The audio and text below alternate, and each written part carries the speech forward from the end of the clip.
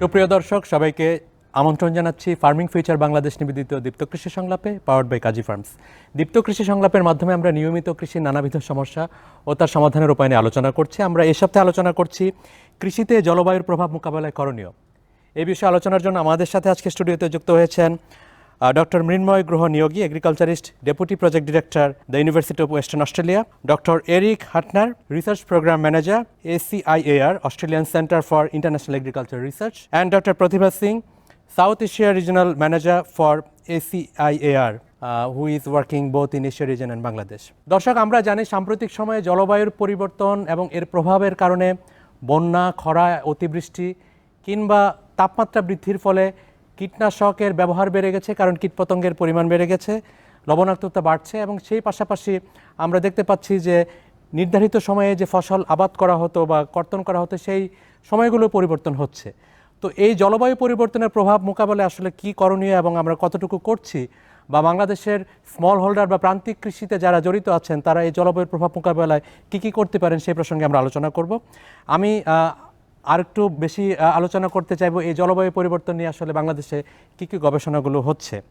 তো আমি আলোচনার শুরুতে ডক্টর নিয়োগী আপনার কাছে জানতে চাইবো, আপনি দীর্ঘদিন বাংলাদেশের উত্তরাঞ্চলে কাজ করেছেন এবং এখন এই ডেপুটি প্রজেক্ট ডিরেক্টর হিসেবে কাজ করছেন ইউনিভার্সিটি অফ ওয়েস্টার্ন অস্ট্রেলিয়ার সাথে। তো আপনার অভিজ্ঞতা থেকে আসলে বাংলাদেশ জলবায়ু পরিবর্তনের প্রভাবে কতটুকু প্রভাবিত এবং এই প্রভাব মোকাবেলার জন্য আসলে আমরা কী কাজ করছি, আপনি কি মনে করেন? ধন্যবাদ আপনাকে। আমরা Australian centre of international agriculture রিসার্চের আওতায় এবং কৃষি গবেষণা ফাউন্ডেশনের যৌথ অর্থায়নে দক্ষিণাঞ্চলে আমরা এই মুহূর্তে যে কাজগুলি করছি গত 5 বছর ধরে, সেটা হলো গম এবং ডাল জাতীয় ফসলের জাত এবং যাতে করে জলবায়ু এই পরিবর্তনের সহনশীলতা অর্জন করতে পারে সেই ধরনের জাত এবং প্রযুক্তি উদ্ভাবন করার। তা আপনারা জানেন যে দক্ষিণাঞ্চল সবচাইতে ক্ষতিগ্রস্ত জলবায়ু পরিবর্তনের কারণে, কারণ ভূপৃষ্ঠের উচ্চতা বাড়ছে, সেই কারণে সমুদ্রের লবণাক্ত পানি জমিতে ঢুকছে এবং ক্রমেই জমিকে আরও বেশি লবণাক্ত করে দিচ্ছে, যেটা এখন এই মুহূর্তে আপনারা জানেন দক্ষিণাঞ্চলে প্রায় আমি বলবো 4 লক্ষ হেক্টরেরও বেশি জমি শুষ্ক মৌসুমে অনাবাদি থাকছে লবণাক্ততার কারণে। সেই সাথে শুধু লবণাক্ততা বলবো না, আরও 2-1টি কারণ আছে যেটা জলবায়ুর প্রভাবে প্রভাবিত হচ্ছে। সেটা হলো যে ওইখানে লবণাক্ততার পাশাপাশি এখন যেটা হচ্ছে যে শুষ্ক মৌসুমে যে পানি সেচের প্রয়োজন, সেই সেচযোগ্য পানি পাওয়া যাচ্ছে না। এখন পানির লেয়ার নেমে যাচ্ছে, প্লাস ওই পানিটা লবণাক্ত হয়ে যাচ্ছে বেশি, যার কারণে ক্রমেই এই শুষ্ক মৌসুমে জমির চাষাবাদ কমে যাচ্ছে এবং খুব ক্ষতিগ্রস্ত হচ্ছে। তো এই অবস্থা উদ্ভাবনের জন্য আপনারা জানেন যে যেহেতু লবণাক্ততা একটা বড় সমস্যা এবং সেচযোগ্য পানিরও একটা সমস্যা আছে, সেজন্য আমাদের যেটা হলো যে কম পানি লাগছে, যেটা যেমন গমে কম পানি লাগে, ডাল জাতীয় ফসলে কম পানি লাগে, এই জন্য এই দুটো ফসলকে আমরা চিহ্নিত করেছি, যাতে করে এই দুটো ফসল আমরা দক্ষিণাঞ্চলের লবণাক্ত জমিতে শুষ্ক মৌসুমে আবাদ করে অন্ততপক্ষে সেচযোগ্য পানিরকে ছাড়াই আমরা যেন এই ওখান থেকে শুষ্ক মৌসুমে যে পতিত জমি সেখান থেকে আমরা যেন ফলন আহরণ করতে পারি বা আশা করতে পারি। এই কারণে কিন্তু দক্ষিণাঞ্চল ছাড়াও তো বাংলাদেশের অন্যান্য এরিয়াও জলবায়ুর প্রভাবে, যেমন আমরা যদি বলি যে সাম্প্রতিক সময়ে সিলেটে বন্যা হলো, আমরা উত্তরাঞ্চলে মাঝে মধ্যে খরার প্রভাব দেখতে পাই। তো সেই জায়গাগুলোতে আসলে আমরা কতটুকু সক্ষমতা অর্জন করেছি এই প্রতিঘাতগুলো সামলে ওঠার জন্য? শুধুমাত্র দক্ষিণাঞ্চল না, এটা সারা বাংলাদেশ, আমি বলবো যে সারা বিশ্বই এই জলবায়ু পরিবর্তনের কারণে আজকে ক্ষতিগ্রস্ত হচ্ছে। আপনারা দেখছেন যে এই সময় যে সময় আজকে আমরা কথা বলছি, এটা বৃষ্টির মৌসুম, অথচ গত 15 দিন বা তারও বেশি সময় ধরে কোনো বৃষ্টি নেই। আমরা আজকে উত্তরাঞ্চল থেকে আসছিলাম, সকালবেলায় আমরা আসছি, গতকালকে সারাদিন আমরা দিনাজপুরের অঞ্চলে, রংপুর অঞ্চলে দেখেছি কৃষক পানির অভাবে তার জমি চাষ করতে পারছে না এবং আমন ধানের আবাদ আমন বিলম্বিত ধানের হচ্ছে। চারা লাগাতে পারছে না। এদিকে আমন ধানের চারার বয়স বেড়ে যাচ্ছে। আমরা জানি যে বেশি বয়সের চারা লাগালে ফলন কমে যাওয়ার সম্ভাবনা আছে, কিন্তু কৃষকের কোনো উপায় নেই। কেউ কেউ সেচ দিয়ে জমি তৈরি করে তারপরে চারা লাগাচ্ছে। এই যে একটা মানে অন্যরকম অবস্থা, এই অবস্থার থেকে উত্তরণের জন্যই আমাদেরকে লাক্সই প্রযুক্তি উদ্ভাবন করতে হবে। জি ডক্টর নিয়োগে আমরা আপনার কাছে ফিরবো। আমি এই মুহূর্তে doctor Eric Huttner, we'd like to hear from you that what are the potential research area that countries can actually adopt, countries like Bangladesh can adopt to mitigate the impact of climate change in agriculture? That's a really very important question, because the food security of the country and in fact of the planet depends on solving some of these issues. So I think we have to reflect that we need to adapt agriculture today because the effects are already visible, and we need to prepare for the transformations of tomorrow. The adaptation of today involve many small steps that farmers can take. They can change their practices of planting. You know, you can change the planting time. You can choose a variety which is shorter duration. You can grow a different crop that you are familiar with. These are all innovation that we can promote. But when climate change becomes very acute, there will probably be transformational changes. Okay. When people will have to do very different things. And aggressive research programs need to be done in regard to addressing those impact. The transformational change will be very challenging and require lots of innovation, not only in the technology, but also in the institutions, in the markets, in the value chains. So we need to be aware that the science that needs to be done has to be done multidisciplinary. With a holistic approach. That's exactly right, with a systems approach, and remembering that from my exposure to Bangladesh, and I've been only visiting your country regularly for 9 years, but I like it very much, and I am very appreciative of the Bangladeshi farmers' hard work. It's really important to understand that the return on their labor is the critical issue. People have to make a living out of the work, and any innovation that the researchers invent has to deliver for the farmers' livelihood. And need to be like well connected with the community. Connect to the community, yes, that's a way to impact. Great. এই মুহূর্তে আমি জানতে চাইবো doctor Pratibha, you have been working in this region for many years, and the knowledge and learning that you have both in Asia and in Bangladesh, what are actually like the areas of capacity building and scientific research in relation to women and gender and youth empowerment, or smallholder farm communities, adaptive mitigation plan that we have in this area. So what is your learning that you have, and what Bangladesh can actually gain from it, from your program and other activities that you are doing in Bangladesh?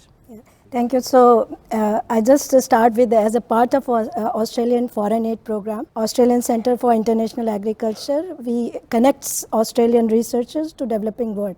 So overall aim of the program is to have a improved agriculture productivity, sustainability, and also climate resilience. So in South Asia specifically, we have a strong focus on natural resource management and climate change research, which also involves, as Dr. Eric has already mentioned, on farming systems research, with a strong emphasis on water and soil management, with the stress tolerant crops. And as a ACIR, we believe the capacity building of researchers. So far we have several mode of training researchers at different levels. So we have master students, PhD student, and also mid-career training. You were talking about the fellowship program. Yes, yes. So actually, in fact, tomorrow we are going to launch John Dillon program, fellowship program specifically for Bangladesh. This year, Bangladesh is a focus year because it's 50th anniversary for Australia-Bangladesh partnership. And in this program, there will be capacity. It will be building on research capacities, leadership management, which is in country with the researchers. So this year, 13 researchers fellows are selected, and we are quite excited to build those capacities. And I strongly believe that this area needs a stronger attention, and other programs are doing also the capacity building, but we are also engaged. So I have another like related question that women, particularly women from farm community, they are kind of like the most vulnerable and who actually face most significant impact due to climate change, whether the financial impact or social impact. So do you think that all this capacity building will actually benefit those vulnerable communities? Yes, first we can start that fortunately without any effort we got 50% women fellowship holders for this round, and it was without any effort, like 50% candidates are women. And what happens when these trained people go to the fields, it will be like there will be gender specific trainings for them as well. And recently we are starting another program in southern Bangladesh on locally led adaptation mechanism at polder areas, which will involve like it's like a co-development type of training, learning with the local communities. So it's not like inventing something and just implementing. It's developing with the communities. Great. Doctor Niyogi, আপনার কাছে জানতে চাইবো যে জলবায়ু পরিবর্তনের প্রভাব তো আসলে হঠাৎ করে হচ্ছে না, দীর্ঘদিনের একটি প্রক্রিয়া। তো আমাদের বাংলাদেশে এর প্রভাব মোকাবেলায় কি আমরা প্রস্তুতিটাও কি আমরা দীর্ঘমেয়াদী কোনো প্রস্তুতি নিচ্ছি কিনা? আমরা ডেল্টা প্ল্যানের কথা জানি এবং অন্যান্য পরিকল্পনার কথা শুনি কৃষি মন্ত্রণালয়ের। তো আপনার বিবেচনায় এই পরিকল্পনাগুলো আসলে দীর্ঘমেয়াদী পরিকল্পনাগুলো কতটুকু ফলপ্রসূ হবে বলে মনে করছেন? ধন্যবাদ। আসলেই আমাদের যেটা দীর্ঘমেয়াদী পরিকল্পনা নেওয়া উচিত, এবং আপনি বোধহয় জানেন যে বর্তমান সরকারের কৃষি মন্ত্রণালয় এই দীর্ঘমেয়াদী পরিকল্পনার অংশ হিসাবে বেশ কিছু গবেষণা অন্তর্ভুক্ত করেছেন। তার মধ্যে বিশেষ করে স্ট্রেস টলারেন্ট ভ্যারাইটি ডেভেলপ করা, জার্মপ্লাজম। এখন আপনারা জানেন যে আমাদের দেশের সাথে অন্যান্য দেশের একটা দ্বিপাক্ষিক চুক্তি হচ্ছে। এই বাইল্যাটারাল প্রোগ্রামের আওতায় আমরা বাইরের থেকে অনেক জার্মপ্লাজম পাচ্ছি, অনেক ম্যাটেরিয়ালস পাচ্ছি, অনেক কোলাবোরেশন পাচ্ছি, যেটার বদৌলতে আমাদের এইখানে খুব ইফেক্টিভ রিসার্চ আমরা করতে পারছি, এবং আমরা আশা করছি যে খুব কম সময়ের মধ্যেই আমরা বেশ কিছু স্থায়িত্বশীল ভ্যারাইটি জাত আমরা উদ্ভাবন করতে পারবো, যে জাতগুলি এই জলবায়ু পরিবর্তনের সাথে খাপ খেয়ে আমাদের দেশে আরও বেশি উৎপাদন বাড়াতে পারবে। এই কাজগুলি আমরা করছি। সাথে সাথে আপনি যেটা বললেন ডক্টর প্রতিভা সিং, যে প্রশিক্ষণ, আমরা মনে করি যে এই ধরনের ম্যান পাওয়ার সক্ষমতা বৃদ্ধিটা দরকার, জি জি, বাড়াতে হবে। সেই প্রশিক্ষিত জনশক্তি দিয়ে যদি আমরা এই ধরনের কার্যক্রমটাকে স্থায়িত্বে রূপ দিতে পারি, তাহলে এখান থেকে আমি মনে করি যে খুব ভালো কৃষক এবং ভোক্তা যারা আছে তারা উপকৃত হবে অবশ্যই। Doctor Eric, we know that climate change is impacting everywhere in the world, and the influence in food security is actually threatening for many like small countries like Bangladesh. So do you think that new advanced technologies, for example ag biotech or gene editing, can actually have any influence in the like transformation that you mentioned earlier? Yes, I think it's important to reflect on the fact that genetics, the improvement of varieties for the purpose of farmers, is a very powerful tool. So without going straight into modern or more modern technology, we have to reflect of the successes of the past with improved varieties. And there is enormous potential for good plant breeding to deliver on the farmers' needs. That's the first thing. Now, in the last 20, 30 years, we have more modern ways of doing plant improvement, but it is very useful for focused purposes. And I can think of several areas where biotechnology and maybe gene editing in the future will deliver. The first one will be for disease resistance. I think we have great potential of using all the knowledge that's been acquired over the years to now do action. So the knowledge was great, the scientists did good research, but now we have a way to get from the knowledge to a product, like a resistant variety. And I can think of many opportunities, for example, in wheat. That would be one important thing. The other area of focus could be on stress tolerance. As Dr. Neogi mentioned, there are opportunities there, but there we need to be really realistic that these are complex traits for the plant, and there will be no silver bullet, most likely. So we need to be careful. Dr. Pratibha, are we taking any aggressive, like actions to tackle futuristic challenges, which mostly are not convincing or visible for the policymaker, for the community, for the society, for example, climate change? Yeah, so in ACIR, our approach for climate change is more is going towards aggressive. We are not focusing on the small. The program has long-term vision. Long-term vision, and also longer impacts. So wider impacts. So that is where we are starting. And I should mention that climate change program in our organization is very new program, and we hope that we can work towards. Our thought is to work especially with the Bangladesh as a strong focus on climate change, to work aggressively on this. With local, researchers and partners and everyone, right? Yes. So. Doctor Niyogi, আমরা একদম অনুষ্ঠানের শেষ পর্যায়ে চলে এসেছি। আপনার কাছে জানতে চাইব যে আমরা এই জলবায়ু পরিবর্তন নিয়ে বিভিন্ন আলোচনা শুনছি, বিভিন্ন পরিকল্পনা হচ্ছে, আমাদের ক্লাইমেট চেঞ্জ মিটিগেশনের ফান্ডিং নিয়ে কথাবার্তা হচ্ছে, কিন্তু কৃষক পর্যায়ে আসলে এটার প্রতিফলন কতটুকু হচ্ছে, আদতে হচ্ছে কিনা? খুব ভালো প্রশ্ন।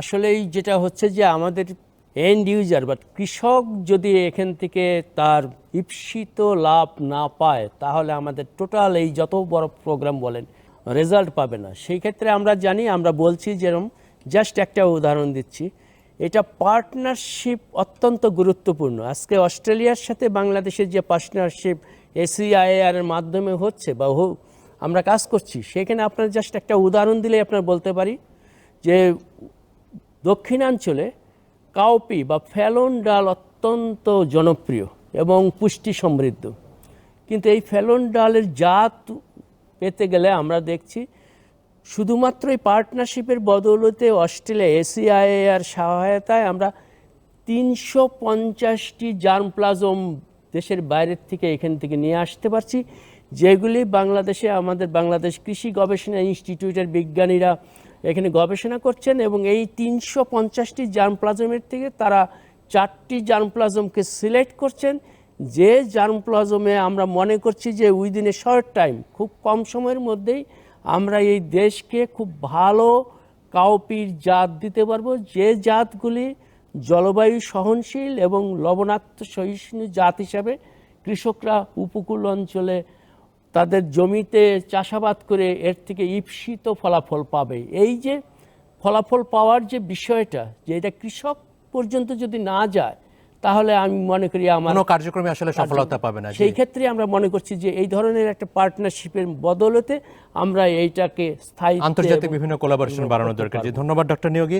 Thanks doctor Pratibha and doctor Eric for your presence and sharing the knowledge and information with our audience.